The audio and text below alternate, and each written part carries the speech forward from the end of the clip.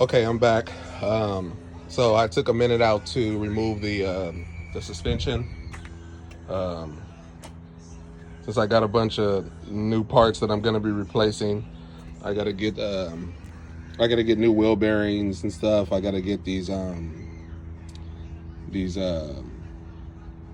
camber kits and everything back on. Like I said, it's gonna go in for paint, but I had to remove all this stuff. I'm gonna take the knuckles to go get them powder coated, then get all this rust off and get them sandblasted. These are gonna be trash, obviously, because I got a new tane suspension. Um, but I'm dropping the subframe brace so I can take it to get powder coated.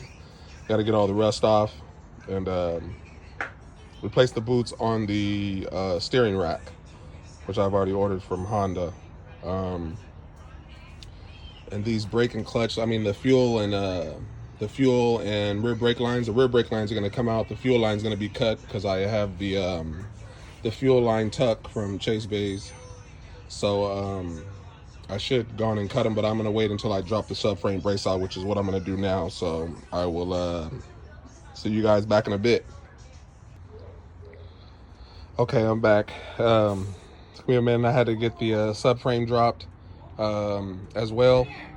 So now I'm getting all the holes taped up so I can do the sanding and primering just to kind of block the holes so there's no paint that goes inside the interior. Not that it matters, but there are the fuel and brake lines. There's about 3 10mm bolts that just kind of have it drop because it's still connected in the back.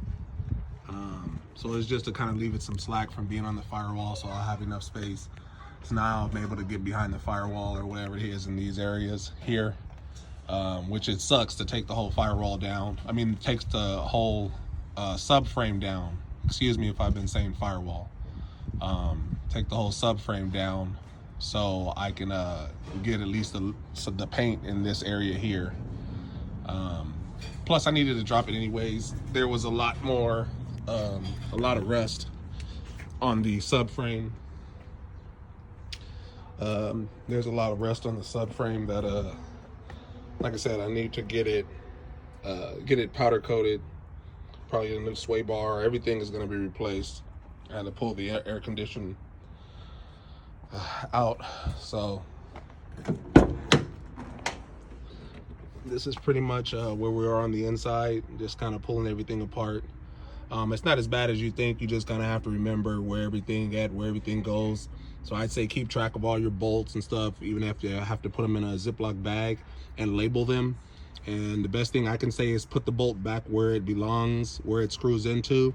That way you always have it for that specific bolt hole on whatever part. That's just me. Everybody has their ways, but I think that's best. So you don't end up with a whole bunch of bolts and not knowing what it is.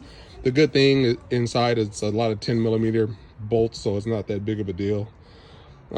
Between 10 and 12, so just kind of keep track. Like I said, put them back where they belong, where they came out of, and then you'll be good to go. So that's where we're currently at right now. I'm going to finish prepping, getting the rest of these holes in the firewall, which are pretty much done.